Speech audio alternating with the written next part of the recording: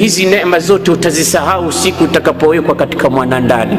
Ule usiku wa kwanza kaburini utakusahaulisha. La tanzilanna bimanzilin, utashuka katika mashukio ambayo yunsil khalila bihi lkhalilu, yatamsahaulisha mpenzi kumsahau mpenzi wake. Wala yarkabanna alaika min athara, na utamiminiwa juu ya kichwa chako na mgongo wako michanga. Himlu thaqilu, mzigo mkubwa. Alafu watu watawanyike wakuache wewe na Mola wako. Mola wako akuulize, ya abdu raja'u wa tarakuka wa fi turabi dafanuka walau dhallu ma'aka ma nafa'uka wa lam yabqa laka illa ana wa ana alhayyu alladhi la amut.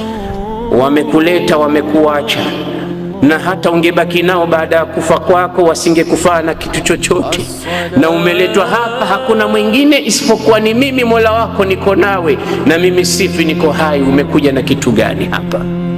Mola mmoja anakuuliza.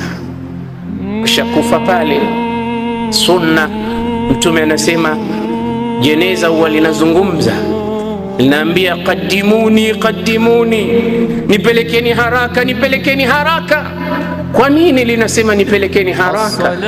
Kwa sababu Mtume anasema mtu anapotolewa roho ikiwa ni Muislamu, malaika humwambia ile roho, ukhruji ila rahmatin min rabbika wa rabbin radin anka ghayri ghadban, nenda katika neema za Mola wako, unasubiriwa.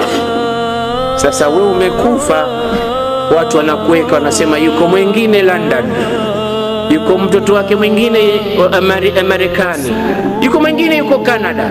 Siku 4 hujazikwa unawekwa. Kumbe Mtume anasema yule pale wanasema qaddimuni qaddimuni, nipelekeni nipelekeni, mbona mnanichelewesha? Kipi anachokikimbilia kule?